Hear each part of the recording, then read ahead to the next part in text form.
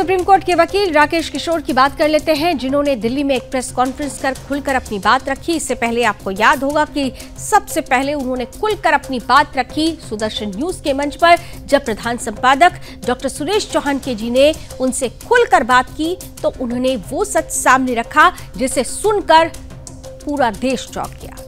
हाल ही में हुए सीजेआई जूता कांड के बाद से ही वो लगातार सुर्खियों में बने हुए हैं। इस प्रेस कॉन्फ्रेंस में उन्होंने अपने अगले कदम और भविष्य की रणनीति को लेकर खुलासा किया। राकेश किशोर ने कहा कि उनके खिलाफ चलाए जा रहे प्रोपेगेंडा का वो कानूनी और लोकतांत्रिक तरीके से जवाब देंगे। उन्होंने मीडिया से बातचीत में यह भी कहा कि वो न्याय व्यवस्था में सुधार और आम नागरिक की आवाज को अदालत तक पहुंचाने के लिए अपने मिशन पर कायम है। इस मौके पर हिंदू संगठनों के कई प्रतिनिधि भी उपस्थित रहे, जिन्होंने राकेश किशोर का समर्थन किया। राजेंद्र नरूका ने उन्हें साफा पहनाकर सम्मानित किया और कहा कि राकेश किशोर न्याय की लड़ाई लड़ रहे हैं, उनके साथ हो रहा अन्याय बर्दाश्त नहीं किया जाएगा। प्रेस कॉन्फ्रेंस के दौरान राकेश किशोर ने उन सवालों के भी जवाब दिए जो पिछले दिनों सोशल मीडिया पर उठाए जा रहे थे। उन्होंने दोहराया कि उनका उद्देश्य सिर्फ और सिर्फ न्याय और सत्य की जीत है। नमस्कार, मैं हूं नंदिनी शुक्ला और सुदर्शन न्यूज देख रहे हैं आप। मेरे साथ सीजीआई जूता कांड के वकील राकेश किशोर जी मौजूद हैं। राकेश जी, सबसे पहले तो जो कुछ भी हुआ बीते दिनों, उसके बाद अब हर कोई यही जानने वाला है कि अब आपका आगे का प्लान क्या है, आप आगे क्या फैसला लेने वाले हैं? आपने बहुत अच्छा सवाल किया है। मैं केवल इतना कहूंगा कि मेरा कोई प्रोग्राम नहीं है, बहुत छोटा सा है।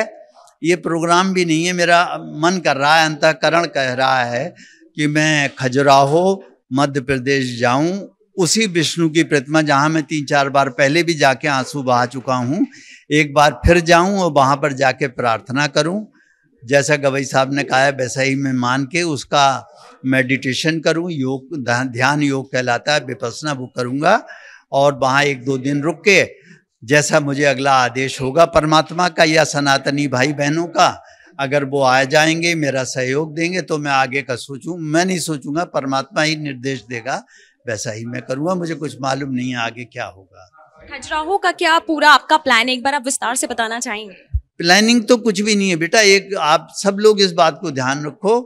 मैं बहुत इस चीज को मानता हूं, आज की रात बचेंगे तो शहर देखेंगे। मुझे कल का भरोसा नहीं है क्या होगा। मैं 5 नवंबर की बात कैसे करूं, आप समझ के देखिए, मेरी दुविधा ये है। अच्छा, एक सवाल है, सोशल मीडिया पर आपकी बहुत नेगेटिव छवि जो है वो बनाई जा रही है, साथ ही जो जातिवाद जो संगठन है वो भी आपके विरोध में उतर रहे हैं, कई लोग आपके बारे में बहुत कुछ कह रहे हैं, उनको आप क्या एक लाइन में संदेश आप देना चाहते हैं? जब मेरी कोई छवि ही नहीं है तो मेरी कोई छवि खराब कर नहीं पाएगा, ये मेरी एक लाइन है। कोई छवि नहीं, इससे पहले कौन इस एक इनविजिबल से कैरेक्टर को, और मुझे कौन जानता था, मैं कुछ नहीं हूं, ना कुछ था पहले भी, बहुत तुच्छ चीज हूं। वो बड़े बड़े लोग हैं, अगर वो चाहेंगे छवि खराब करो तो वो कर लेंगे, मैं उनका भी कुछ नहीं कर पाऊंगा। मैं उनसे कोई, मेरा द्वेष नहीं है, वो जो चाहें वो कर लें। अच्छा, और आपको पुलिस की तरफ से क्या सुरक्षा व्यवस्था मिली है, मैं जानना चाहूंगा? आपने भी देखा होगा, पुलिस से नीचे एक से कोई पुलिस ऑफिसर खड़े हुए हैं और उसके बाद ठीक है भाई। मैंने सुदर्शन चैनल, मैंने बहुत से चैनलों में एक शेर पढ़ा है, आपको भी सुना दूं। फानूस बन के, फानूस मतलब शैंडलियर बन के, जिसकी हिफाजत हवा करे, मानिए हवा भी उसकी हिफाजत कर रही है, सुरक्षा कर रही है, वो चिराग क्या बुझेगा जिसे रोशन खुदा करे। तो ये जो चिराग जलाया है, ये जो मशाल मेरे हाथ में है, इसकी रक्षा भगवान ही कर रहा है, उसका कहीं कुछ नहीं कोई कर सकता। आप बेफिक्र रहिए, कुछ नहीं होगा। देखिए, ये देश स्वतंत्र देश है और इस देश में करोड़ों सनातनी रहते हैं, सोए हुए हैं, मरे नहीं हैं।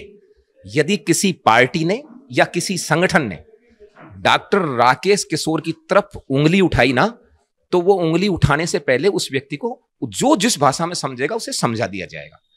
हम रामराज मिशन से हैं और रामराज मिशन की जिम्मेदारी है कि देश के अंदर न्याय का राज्य रहे, और न्याय की ये पहली प्रक्रिया है कि इन्होंने जो कुछ किया इनके खिलाफ केस दर्ज करो ना, ये अपना पक्ष रख देंगे।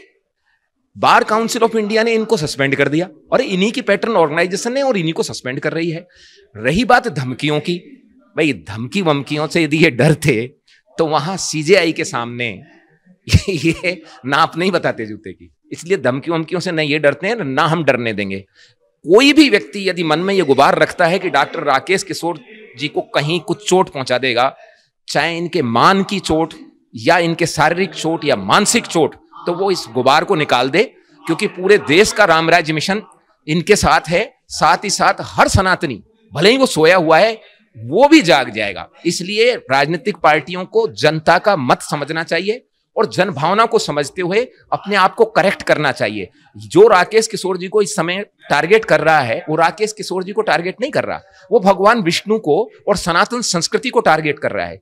और क्या ये सारे की सारे भगवान राम, कृष्ण, विष्णु, हनुमान जी को पूजने वाले लोग सोते सोते मर ही जाएंगे क्या?